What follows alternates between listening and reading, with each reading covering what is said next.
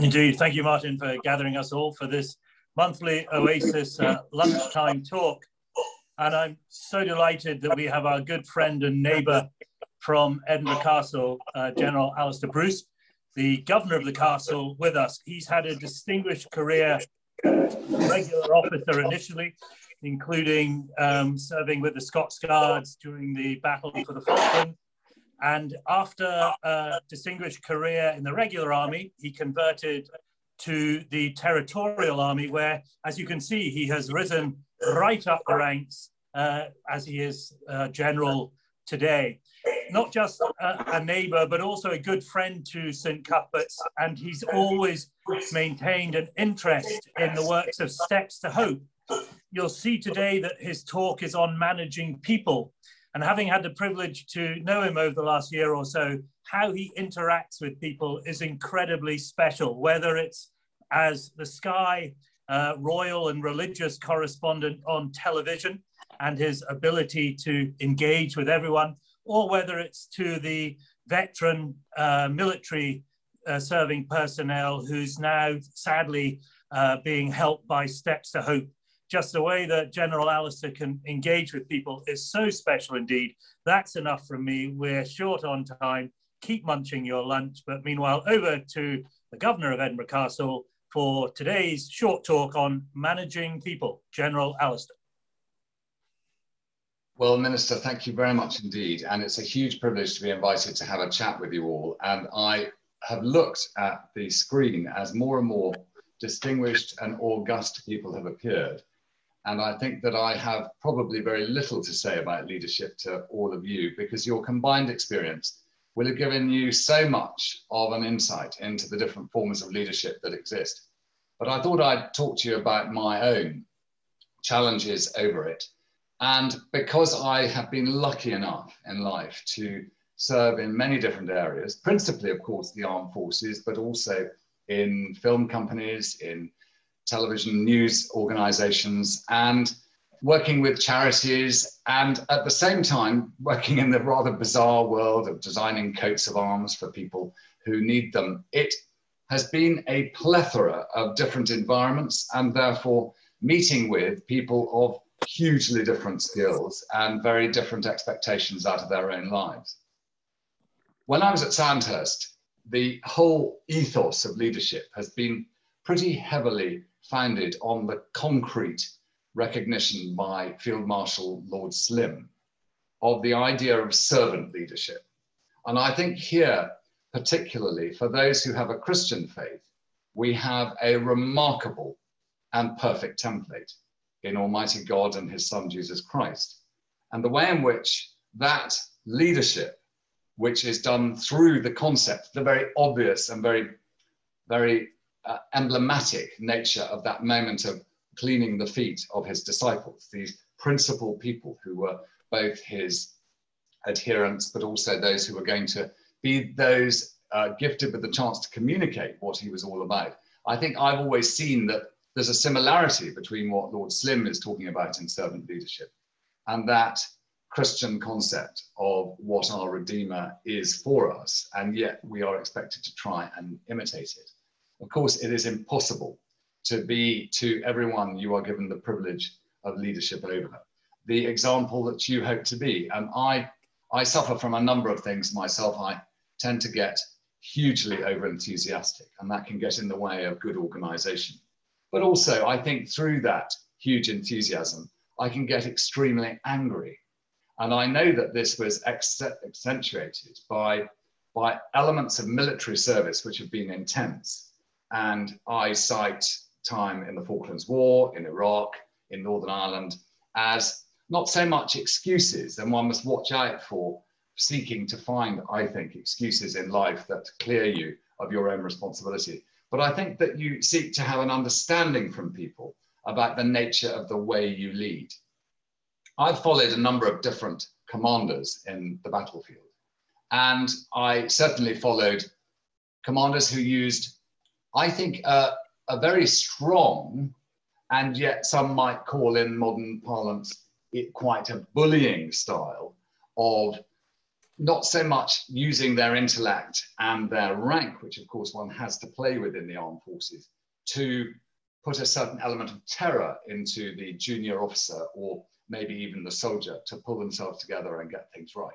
I'm not saying it's the wrong way, it's just I don't tend to be very good at it. But there was one officer who was a huge mentor to me, and he had the capacity of trying to draw through his own affection for every single soldier who was under his command, a sense really through his own love of them, his own desire to know everything about them, to know when they had difficulties with debt, to worry about when their brother was going to be held up from some event. You know, it was obviously in the mind of the soldier. Whatever it was, he completely cared about it. And I don't think he ever gave a punishment of any sort to anybody in the entire period of his leadership. But what he sometimes did was call someone in, and they always knew when they'd let him down. And I was one of them. And I let him down quite terribly. And I remember nervously outside his office, because, you know, the structure of the military style of leadership is the commander has a separate office, and there's always the concept of going into it. And it's rather like going back to school, whether you had a head teacher who somehow one was awestruck by. Even, I mean, most of us here lived in a more deferential age perhaps than exists now, but certainly when you stood in front of him and you almost wanted to apologize on arrival, but he used to witheringly, and that doesn't mean with pain or with fury, he'd just say, "You've really disappointed me, and I think you've let us all down." And you'd feel totally crushed. And so when I talk about the difficulties and challenges of leadership that I've found, taking those skills into a film set and trying to get people who are highly artistic to comprehend what it is you're trying to get them to do, when maybe there are elements of their own creative juice moving against yours and creating a mix that isn't working. You have to approach it in a totally different and more collaborative way. Be visible. And the difficulties of people, you know, because I say in this talk that I'm talking about the challenges of leadership and the magnificence of people, is that you often, and maybe you've done this, all of you in your own lives, you employ someone to work for you who meets all the expectations at the interview and is the one out of the 3 candidates that you most like, and you offer them the job, and then they arrive, and then they don't necessarily measure up. What do you do as a leader? And I think that can always be very challenging. It's difficult in a military environment, totally different in a creative and artistic one too. But my mother has a great line, and she's really been one of the principal mentors. Not least did she give me life, but she has this uncanny way of always summarizing a problem and giving me a few words to encapsulate it. And she comes up with this wonderful phrase, which sounds quite negative, but in fact, it's one of the most helpful ways, particularly if you're a leader, of accepting the world that we're in. She says, "Darling, you've always got to remember, people are very disappointing."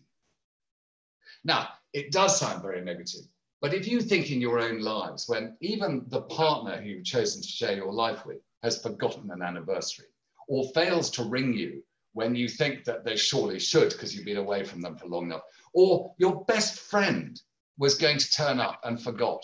I mean, these are just but short-handed versions of things that can be really significant in a life.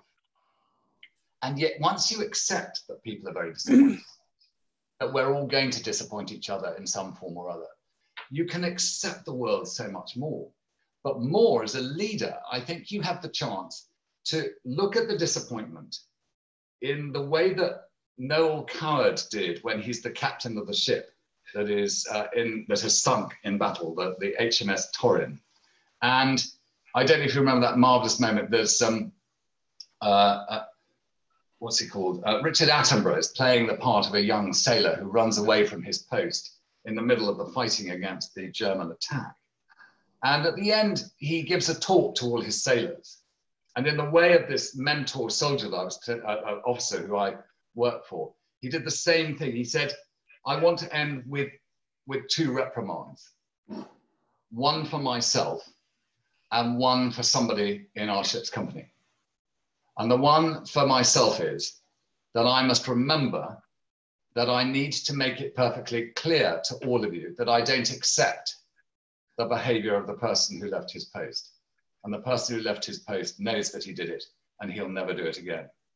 Now, to me, if you can translate that kind of acceptance of disappointment, turn it into some kind of emblematic template for improving the team that you're in and trying to achieve what it is you have to achieve. And let's face it, and some of you will know this, there is no environment more testing to the human nature than war.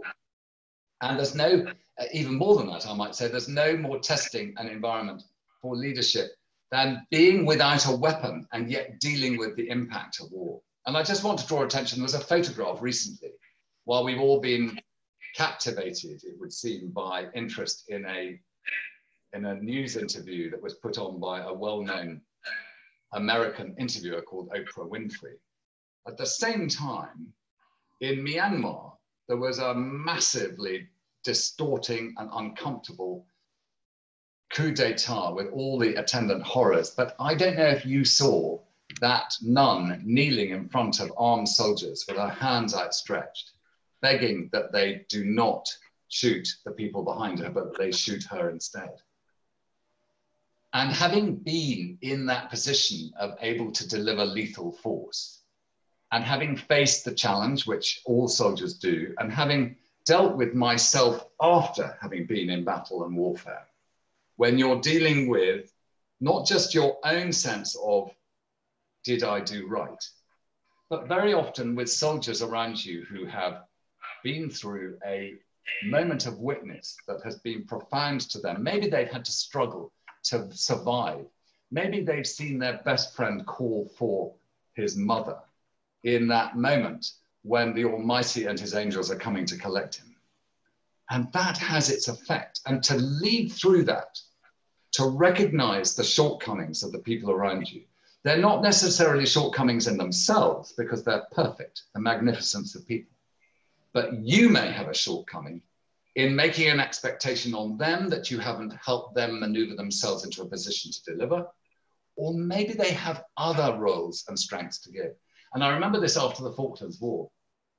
I was pretty cut up because my orderly, who I'd got to know really well, was killed in the latter stages of the battle. And whereas I lost 4 of my soldiers, I think it was his loss, even above my platoon sergeant, was really deep. And it's because he used to, you know, I was a young guards officer, I was very, very lucky. I was woken up with a cup of tea. He looked after all my kit. He packed my stuff when we went on exercise and even when we went to the Falklands. And, you know, I remember coming back with the burden of guilt that I think you have, and many of you may have been in the same situation, that you haven't brought all the sons of Scotland home. And you have to go and visit the families, well, I chose to, and I remember going to see them all, and you try and deal with that. But then for me, going into my room back at the barracks and going through my kit, which had been packed by this chap who knew me better than I knew myself. And yet in my anguish, back to the magnificence of people, I had this wonderful other soldier who had a simpatico that was as fine as any tuned instrument I've ever played. And he just knew how to make each of us in my organization feel better about themselves. He did it with humor. He wasn't a very good soldier. Well, we were all good enough, but he wasn't a very good soldier. But he was to that team at a time of crisis. He brought out from underneath a stone I didn't know was even across this talent, an ability that was revolutionary in creating a team out of a broken bunch of people who were trying to repair themselves. And those templates, the emblem of servant leadership, the concept that all human beings are magnificent and beautiful in their own way, and it is your privilege and your duty to find ways of making them be the magnificent, because otherwise their own skills will push forward. And then even if you haven't noticed it coming, be clever enough to try and bring it in. Now, I'm banging on as though I'm in a pulpit with some kind of divine scripture before me, and all I have is the blunted agony of a life broadly lived without too much discovered error. And I offer it because I think in this place, I'm actually in the church office of St. Cuthbert's, and in the concept of what St. Cuthbert was and what he has brought to this community. I hope that I continue on that step-by-step journey through time and giving the richness and the witness of the richness of human life and what it can be, and the shortcomings I've faced as a leader, and the fact that I've got lots more to learn. That's it. In a way, just pausing for a moment after that is very important, because there was so much to take in. And it's interesting, I'm in the manse, you're in the church, and you're the one giving the best sermon we've had in a long time. And that's been very special indeed. In a moment, I'll hand over to Martin to coordinate questions. But if I could take the liberty of just sharing, I suppose, question reflection with you. This concept of the wounded healer, I think, is so important. And certainly coming into ministry, having been in the army, not as a chaplain, but as an army officer, I very much thought that a lot of the skills that I had learnt as being that officer pointing the finger and giving orders would see me through and would be what the church wanted. Far from it. The last thing, they were much more interested in the concept of the wounded healer. And I think our testing times as a world at the moment during the pandemic has enabled us to realize just what you were talking about. There are so many hidden skills and talents in people that we don't have the time of recognizing or developing, whereas this pandemic has made us acknowledge those skills. And just a little example, you met our great church officer, Oscar, who let you in. Without Oscar today, we wouldn't be functioning as a church, because his technical skills, which weren't recognized in any way, shape or form of the pandemic, are now the skills which allow us to do exactly what we're doing at the moment to keep the church going. And I think that's been the exciting thing of the pandemic, is realizing the talent that is out there that we need to acknowledge and develop. So that's from me. I will not say any more because I know there'll be other people, but if I can just, and I'll thank you at the end, but meanwhile, over to Martin to chair the rest of it. Martin.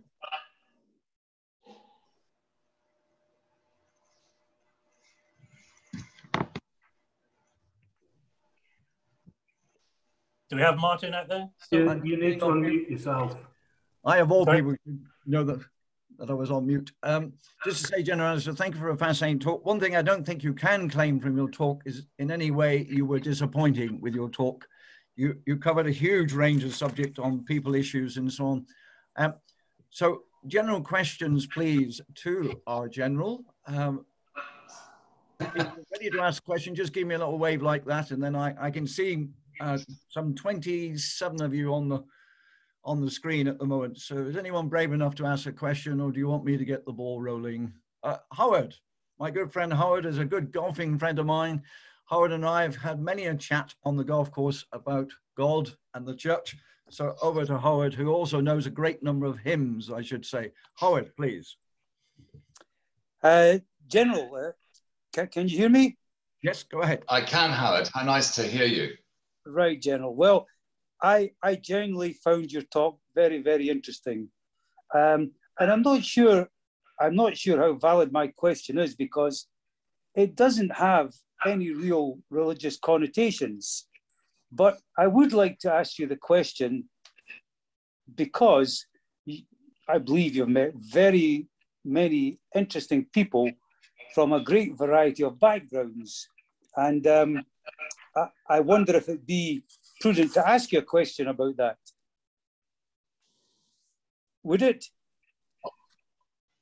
Yeah, you know, I couldn't ask anything. Yeah. Right, as I say, it's a non-religious thing. Now, I'm not a great reader myself. I have a son who's in a sales background, and he gave me a book to read, which the title of it was Surrounded by Idiots.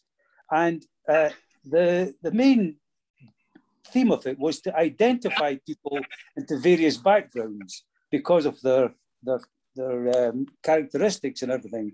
And to not waste time dealing with these people on things that they weren't obviously suited for. So my question to you, General, is this, briefly, is that in all the people you've met, have you ever used that kind of technique where you've looked at people and characterized them as having particular traits that, you know, it's not valid to ask them this or to tell them that because it's not their field or their strength or something they would do. Do you think that's any relevance of categorizing people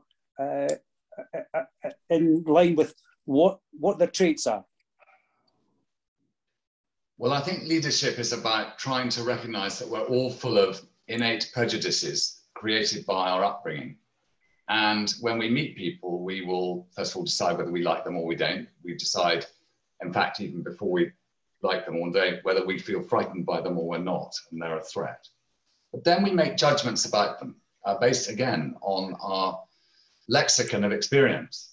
And I think that you can end up missing the skill in somebody who you have the privilege of leading if you don't allow yourself to overcome your disappointment in somebody for some particular thing and find some other strength within them and pull it in to make that really effective. And I don't know whether that answers your question, but I have met, as I'm sure all of you have, a range of people. And I had, again, my mother, if I can refer to her, she used to make us as children speak to everybody that we were in a queue with at any shop. And I think that that gave me the ability to open conversations with anyone in my life. And she also told me to always treat everyone precisely the same way, whoever they were. And I'm sure I don't achieve that, but I do try to. And I do find when I've been in Harlem, in New York, in the days when it was quite difficult, my accent was one that, if deployed forcibly and delightfully and asked anybody the way to anything, I never got into any trouble because I think I never showed a lack of respect for the person I was talking to as an equal because of what my mother suggested. So I think once you meet people as equals, and it's quite difficult for some people to do, and yes, many would say, well, I have the advantage of a number of things, and I'm sure that's true, and I'm not denying that. But I hope I'm deploying the privileges and advantages I've got in order to deliver privilege and advantage to those who I meet, and thereby meet them at the same level. And it's there on that same plateau that you discover and you learn from them, and I hope they learn from you. And if that answers it, I've done better than I was expecting. Good, thank you, General. Thank you, General Alastair, and thank you, Howard, for your very interesting question there. I'm getting away from Ben. Ben, if you come off mute, please. Please ask your question. Thank you. Hello, good morning, General. Hello, Thank Ben. you for a wonderful presentation. I'm a chartered psychologist, now retired, but I was working in the field of business, desperately trying to change managers into leaders. And I, for the most part, had probably failed. But at the same time, there seemed to be a kind of a prejudice amongst the people I met of this view that there are natural born leaders. And to try to dissuade people from that view and to explain that there are very specific skills that one can learn to become a better leader was really the task before me. And I've had a lot of feedback from people who've said, yes, many of the stuff that you put forward, I've tried it out and it does work. And from the earliest day, in my childhood, my father was in the Fleet Air Arm, and I met his colleagues, the other officers, and I suppose I picked up a lot of stuff from them. And it's not about I'm in charge, carry on. It's about listening and understanding and praying like mad that things happen. And I would imagine you had much the same experience. But how do you feel about the people who have this idea about natural born leaders? Well, Ben, first of all, I expect everybody who had the benefit of your wisdom was very lucky to have it, and I probably would have benefited also myself, because you're always learning. But to your question, we try and define, when people apply for a commission to lead in the armed forces, we try to define whether they've got the it. But what if they have and what if they haven't? The thing that most gets me going is when I meet a soldier and I say, what do you do? And they say, they start with the preliminary words, oh, I just, and then they tell me. And I'm down their throats. And I say, don't you say that, because what's the point of being a general if you aren't able to do? You're the lion, you're the front end of defending this nation, your family, your friends, the environment in which you live, and the peace of the world. You know, I'm straight onto them in a second. But what if everyone was a leader, then we probably wouldn't be able to deliver what the army does. And the point of our society and the nature of the way we've inherited it is that the leader is always the elevated one. But come back to Christianity, and the leader is the one who cleans the feet. And I think that if I was in your position then, and I could persuade every person who is gifted with the ability to manage or lead or have that nous to be the professor who pushes all the young students in the right direction, whatever that is, it's a skill that needs to understand that it is service driven. It bears no value at all if it's haughtily held and not servantly delivered. And so, yes, I think some people do have the it factor. And we are quite good at spotting that. It's the way in which they put themselves last. It's the way in which they show courage. It's the way in which they move into a room and you can sort of sense they've come in. Mm-hmm. And I think that beyond that, I don't know what I'm seeing in people who have that. But what I'm not seeing is someone who is more elevated than the led. Thank you. And just a comment, if I may. The Chinese philosopher Lao Tzu put forward the view that when the work is done and the task is completed, the people will say, we did this ourselves. That's lovely. Yeah, that's true. I've just come down from the castle, which is just, every time I put a coffee cup down, it starts to wobble because they're drilling, they're sorting out the rock, they're rebuilding the National War Memorial. There are people hanging off every wall. It's so exciting. In fact, underneath the old prison cludges, there's somebody trying to do something at the moment, literally as I came down Johnson Terrace. It is so exciting to see that in this dismal period, we are grasping the greatest symbol of our Scottish military tradition, which is that great castle that sits over the city, and nurturing it with the love of Scotland's best. Yes. Thank you, General. Thank you. Thank you, Ben. Thank you. Another question, please. Again, just give me a wave. We got Maggie is next. So Maggie, over to you, please. Relating to what you said before, General Alastair. Yes, Maggie. I remember 40 years ago when I was a young staff nurse in the Royal Infirmary, and I worked with quite a famous surgeon, and he was the Queen's surgeon for Scotland. And he was the most amazing man.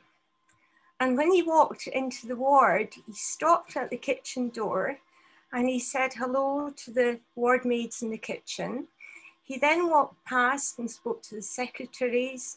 He then spoke to the cleaners, and he would speak to the nursing staff before he went to see all his patients. And he treated everyone the same because we were all part of his team and we were all valued. And he made everyone feel so valued. And I always remember we had two patients, one with a double-barreled name and quite a privileged background. And in the next bed, they both had the same thing. They both fractured their pelvis. And in the next bed, I can still remember his name, but I won't give it, was an old boy who was a down and outer from the Grassmarket. And he treated both those patients identically. They got the best treatment from him. And every time I think of that, I think Yeah, that's the way to get the best out of people too. If you're working in a team, is you've got to get to know them, know their names, and treat them as equals. And he did, despite being, as I say, the Queen's Surgeon for Scotland. And I've never forgotten that. He's probably one of the people I've worked with who made the most influence on me about how to treat people if you want to get the best out of them, you know? Well, Maggie, listening to your story, it is resonant. And I'll bet you became him in that regard. And I bet you in your life, you never forgot that. And you probably, because you admired it, you delivered it, or you attempted to deliver it in your own way. And therefore, the impact of that servant leadership on your life and on the people who were touched by you since just shows the power that can be delivered by good example. And it is that noble way. It's about just being noble to people and they'll be noble back. I say to people, you know, it's jolly difficult to be unfriendly to someone who's just smiled at you. I smile at everybody, I'll probably get arrested. But I do find that when we do walk towards people and smile, they're less likely to I think we've got to be ready for this. Particularly young people have had their world wrecked. And because the nature of our society in the media and in whatever you hear is to find people to blame for everything, you must expect that with that template, young people are looking for somebody to blame for the situation they're in. And frankly, blaming a virus ain't gonna cut it. So they're gonna look for somebody to blame. And what we have got to do in the position of leadership that we hold, in the position in society that we have, and in the age that we hold, is we have to absorb that anger. We have to try and find a way, I'm suggesting, to channel that into creating out of that anger, which is an opportunity. The energy should be turned into the huge, huge opportunity that each of those young lives represents for a better world for themselves and for their children. And if I may say, that's going to be the greatest challenge of leadership that is facing this country since the Second World War. Maybe I'm being arrogant there to even suggest that, but I think it's probably pretty close. And one of the challenges is that the church, or faith per se, does not hold a position that it did at the end of the Second World War. And therefore, all of us, and those people who have no faith at all, but who have been influenced like you were by that person, and have seen the examples of leadership and servant leadership in particular, have got to find a way of not being angry at the anger that's shown at us, but try and find a way of turning that anger into the opportunity and benefit of the next generation. What an amazing Queen's Surgeon that must have been, because I think you should be made the Queen's medical supporter that you are for the same reason. So have the title from me. Yeah, well, his daughter still reads the news on BBC Scotland. Oh, does she? Yes. Does she? That's lovely. Thank you, Maggie, for your story and for your comments there, General. So we've time for, if General has come to this, with 2 more questions. Are there a couple of more waves from anyone wishing to ask a question? Anyone want to bring up a question? Martha, could I just I don't want to hog this. Another question or comment? No, it's not a question. It's just, it flashed into my mind as regards the last 2 questions. And it was, I was told a story about when they were launching the US space mission, and there was a guy standing there with a bucket and a mop. And somebody said to him, "What do you do here?" He says, "I help to send men to the moon."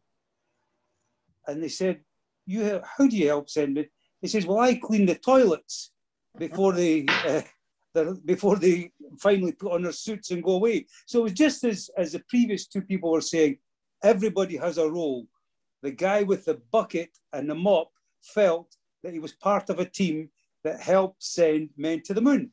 And so from the top to the bottom, everybody has a counting role. Well, your point is very well made, and General Alastair will recognise this. Just a brief story from me. I served in the Royal Air Force 20 years, and I served for Franti Marconi British Aerospace, did a lot of work with the British Army when it was deploying to Afghanistan and Iraq. And during my time, and I'm saying, General Alastair, roughly from about 2000 through to about 2006, the British Army effectively inverted its pyramid. It put the infantry fighting soldier that was serving valiantly in Afghanistan and Iraq at the top.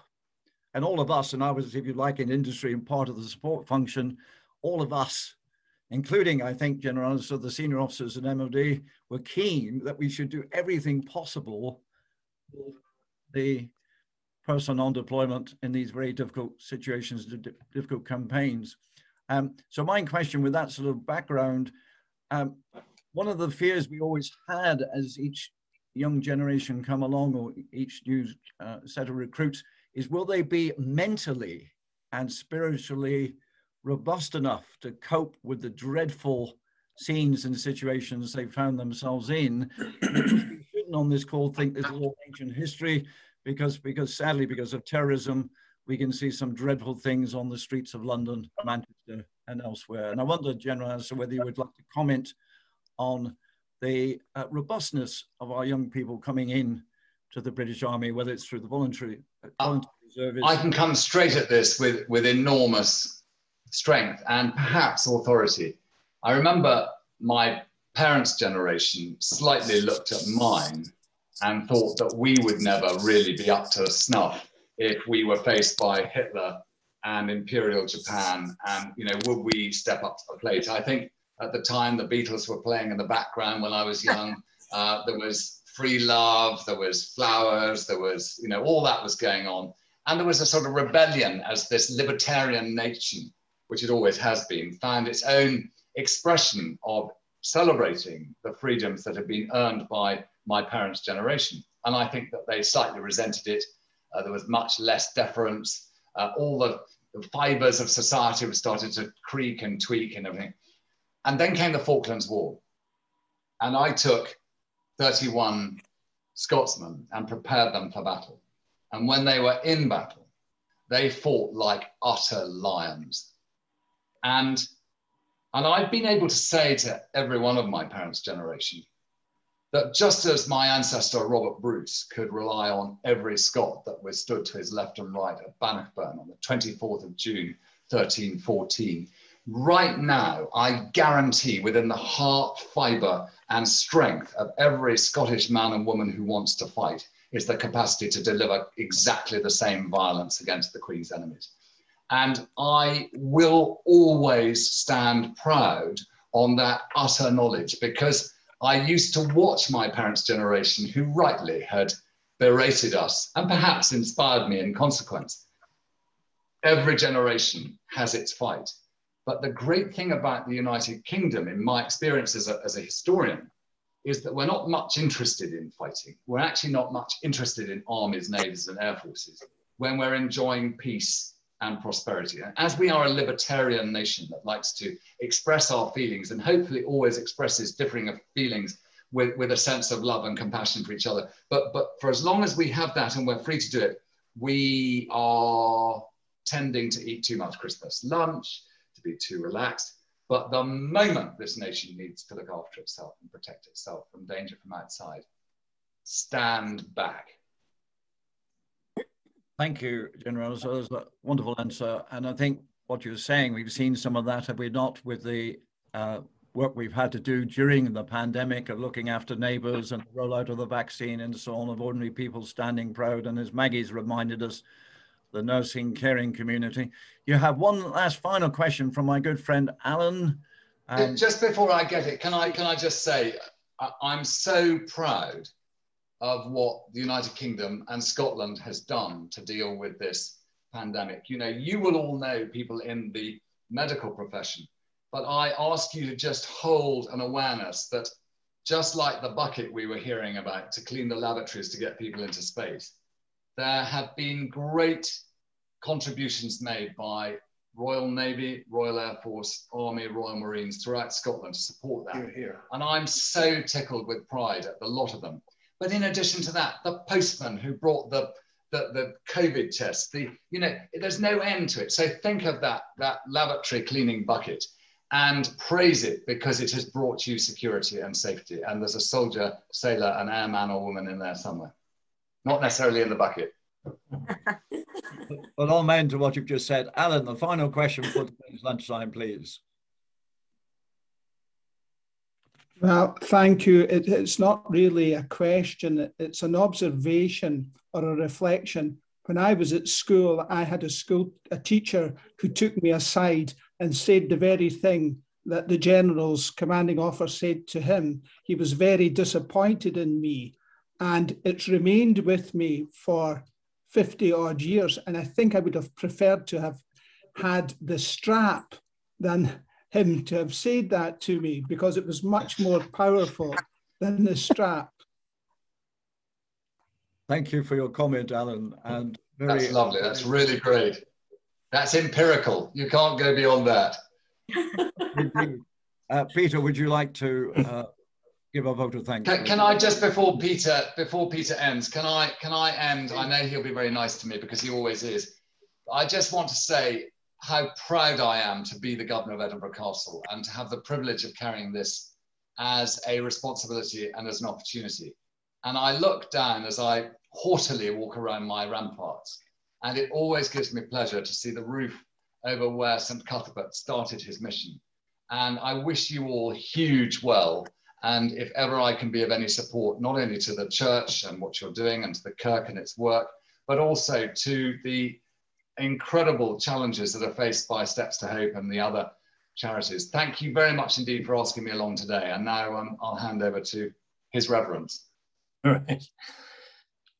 Well, General Alastair, as people know, you're a professional media guru in a sense, and your reporting skills are quite spectacular. But being so savvy in the media, I'm sure it won't come as a surprise to people that you have a really good social media presence online.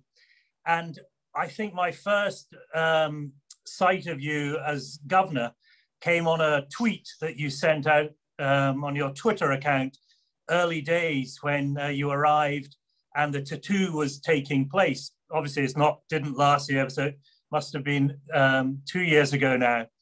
And people, you probably don't know, but to help General Alastair entertain all the dignitaries who come to the tattoo, he had a team of officer cadets from the officer training corps of the Scottish universities based with him to basically be his orderly in a sense. But the first tweet he sent out was of him polishing the shoes of the officer cadets who were with him. And I just think, General Alastair, that your orderly, the one who you so kindly shared the story from the Falklands, would be so proud of you to know that you were doing for others what he did for you. And it's a very special memory.